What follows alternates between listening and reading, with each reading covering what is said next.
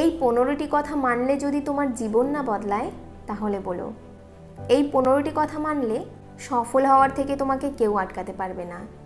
Number 1, একটি হরিণের দৌড়ানোর ক্ষমতা ঘন্টায় 90 কিলোমিটার হয়, যেখানে একটি বাঘের দৌড়ানোর ক্ষমতা ঘন্টায় 60 কিলোমিটার।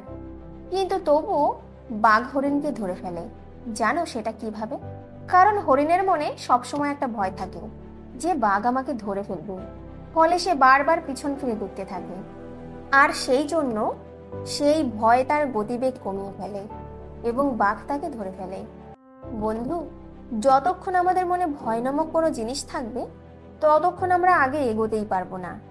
এজন্য আমরা যে কাজকেই করতে চাই ভয় পেয়ে সেখান থেকে পিছনে ফিরে আসি।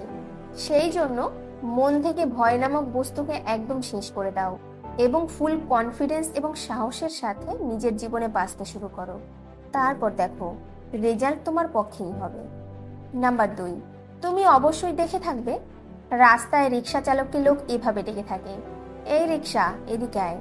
কিন্তু তুমি কখনো এরোপ্লেনকে সিটি মেরে ডাকতে শুনেছ? লোক 2 ঘন্টা আগে এয়ারপোর্টে গিয়ে প্লেনের জন্য অপেক্ষা করে যেন ফ্লাইট মিস না হয়ে যায়। জানো এর পেছনের কারণ এটাই যে রিক্সা তৈরি হতে 1 দিন লাগে আর এরোপ্লেন তৈরি হতে 1 বছর লাগে। বন্ধু, তোমারও যদি সাকসেস পেতে সময় লাগে তবে ঘাবড়ে যেও না, কারণ তুমিও যখন তৈরি হবে তখন তোমার জন্য মানুষ ওয়েট করে বসে থাকবে। একটা কথা মনে রেখো, ভালো কিছু তৈরি হতে সময় লাগে। নাম্বার 3, একটা অদ্ভুত জিনিস বলবো, বাবা মায়ের ভরসা অন্যের সন্তানের উপর সব থেকে বেশি থাকে, কিন্তু নিজের সন্তানকে তারা ভরসাই করতে পারে না। যদি কোনো সন্তান তার বাবা মাকে গিয়ে বলে দেয় যে বাবা, I want to become a IPS officer, তখন উল্টো দিক থেকে জবাব আসে, আমার মনে হয় না তুই এটা করতে পারবি, তোর বংশে কেউ কোনোদিন হয়েছে আইপিএস অফিসার। বন্ধু, ছেলে মেয়েকে সবচেয়ে বেশি নিরুৎসাহিত অর্থাৎ ডিসক্যারেজ তার নিজের বাড়িতেই করা হয়ে থাকে। যে কোনো বাচ্চা জিনিয়াসই জন্মায়, কিন্তু তার পরিবেশই তাকে দুর্বল করে তোলে। এজন্য প্রত্যেক বাবা মায়ের কাছে আমার একটাই রিকোয়েস্ট, যে কোনো কাজের জন্য সবসময় উৎসাহিত করবেন, যাতে কাল কঠিন থেকে কঠিন কাজ খুব ভালোভাবে করতে পারে। নাম্বার 4, কোনো ক্ষুধার্তকে খাবার খাওয়ানো পুণ্যের কাজ, কিন্তু তার থেকেও পুণ্যের কাজ তাকে খাবার রোজগার করা শেখানো। যদি তুমি কাউকে খাবার খাওয়াও তবে তার পেট 1 দিনের জন্য ভরবে, কিন্তু তাকে উপার্জনের পদ্ধতি শেখাতে পারলে সেই ব্যক্তি জীবনভর খেতে পারবে। নাম্বার 5, এক শিষ্য তার গুরুদেবকে এসে বলল, গুরুদেব, কেউ আপনাকে একটি গাই উপহার দিয়েছেন। তখন গুরুজি বললেন, চলো ভালোই হলো, সবাই দুধ খেতে পারবে। তার 1 সপ্তাহ পর শিষ্য আবার এসে বলল, গুরুজি, যে ব্যক্তি গাই দান করেছিলেন তিনি আবার এসে নিয়ে গেছেন। তখন গুরুজি হাসি মুখে বললেন, চলো ভালোই হয়েছে, গোবর ফেলানোর ঝঞ্ঝাট মুক্ত হয়েছে।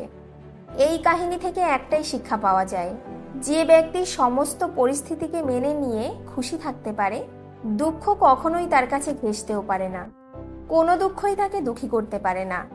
যদি পরিস্থিতি বদলে যায় তবে নিজের মনস্থিতি বদলে নাও, তারপর দেখো দুঃখ সুখে পরিণত হবে। দুঃখ সুখ আমাদের মনেরই সমীকরণ, একে সমাধান করতে গেলে আমাদের চিন্তা ভাবনা পজিটিভ হওয়া দরকার। নাম্বার 6, যে ছেলেটির স্কুলে 6 ঘন্টাই কাটতো না, আজ সে 12 ঘন্টা মজদুরি করছে, তাও আবার না রেস্ট নিয়েই। এটাই চরম সত্য। বন্ধুরা, কথাগুলি ভালো লাগলে লাস্ট পর্যন্ত দেখতে থাকো। নাম্বার 7, জিন্দেগি মে কুছ পানে কে লিয়ে কুছ খোনা পড়তা হ্যায়। শুধু এটা নয়, জীবনে কিছু পাওয়ার জন্য শুধু হারানো নয়, বরং অনেক কিছু করার দরকার হয়।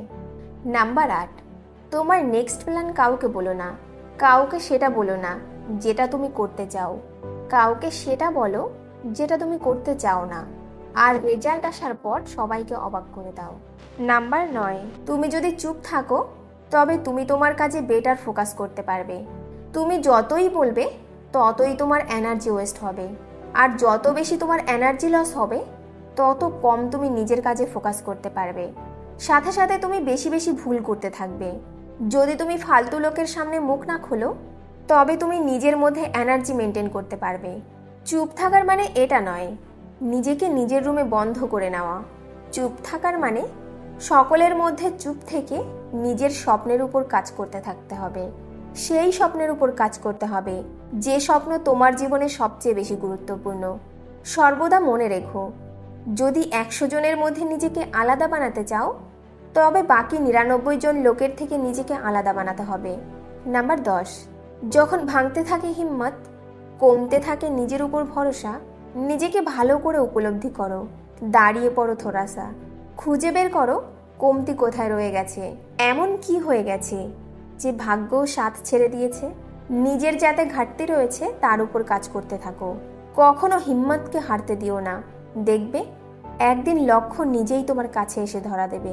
নাম্বার 11, বন্ধু, এই কথাও জেনে নাও, জীবনের সবচেয়ে কঠিন পরিস্থিতি সাফল্যের সেরা চাবিকাঠি হয়ে থাকে। অনেক সময় কঠোর পরিশ্রমের পরেও সাফল্য আসে না, এটা আমাদের পরীক্ষা। আসলে উপরওয়ালা সব দেখছেন, আমাদের পরিশ্রমের মধ্যে কোনো গাফিলতি রয়ে যায়নি তো। আসলে কঠোর পরিশ্রমের মধ্যেও যে ক্লান্ত হয়ে যায় সে সেখানেই থেমে যায়। যে ঘাম মুছে একটা লম্বা শ্বাস নিয়ে আবার আগে এগোতে থাকে, উপরওয়ালা তার জন্য সমস্ত রাস্তা খুলে দিয়ে থাকে। নাম্বার 12, বন্ধু, জলের মধ্যে পড়ে গেলে কারোর মৃত্যু হয় না, মৃত্যু তো তার হয় যে সাঁতারই জানে না। সেই রকম কোনো সমস্যা কারোর কাছে সমস্যা হয় না, সমস্যা তো তার হয় যে সমস্যা থেকে বেরিয়ে আসার উপায় জানে না। সব থেকে গুরুত্বপূর্ণ হলো সব পরিস্থিতিতেই লড়তে শেখা। নাম্বার 13, যদি উপরে উঠতে চাও তবে নিজের মধ্যে ঘুমিয়ে থাকা মনকে ওঠাও আর তাকে উপরে ওঠার জন্য ইনক্রিজ করো। নাম্বার 14, বন্ধু, এই কথাগুলো মন দিয়ে শোনো, ভীষণ গুরুত্বপূর্ণ হতে চলেছে। একজন লিডারের দৃষ্টিকোণই আলাদা থাকে, তার দেখার দৃষ্টিভঙ্গি আলাদা থাকে। কিছু মানুষ নিজের ফল্ট দেখে কান্না করতে থাকে, আবার কিছু মানুষ ফল্টকে খুঁজে পেয়ে খুশি হয়ে যায়। ও, এখানেই ফল্ট, এটাকে ঠিক করতে হবে। ভালো রাস্তায় তো বাচ্চারাও গাড়ি চালাতে পারে, যখন রাস্তা খারাপ হয় তখন ভালো ড্রাইভারের দরকার পড়ে। যদি রাস্তা খারাপ হয় তো তুমি চালাও। যদি এক্সপার্ট হতে চাও তবে কঠিন জিনিসকেই ভালোবাসতে শেখো। নাম্বার 15, ভোর 4টের সময় 100 জনের মধ্যে 90 জন লোক শুয়ে থাকে।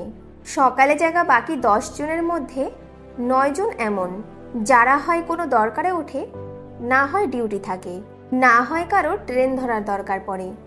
বাকি একজন ব্যক্তি এই সমস্ত কাজ না থাকা সত্ত্বেও নিজের খুশিতেই উঠে পড়ে। সেই ব্যক্তিকেই কেউ আটকে রাখতে পারে না সফল হওয়ার থেকে। সে এতটাই উপরে উঠে যায় তার আশেপাশেও কেউ পৌঁছাতে পারে না। বন্ধুরা, আজ থেকে এই ভিডিওটির প্রত্যেকটি কথাকে নিজের জীবনে কাজে লাগাতে শুরু করে দাও। সফল হওয়ার থেকে তোমায় কেউ আটকাতে পারবে না।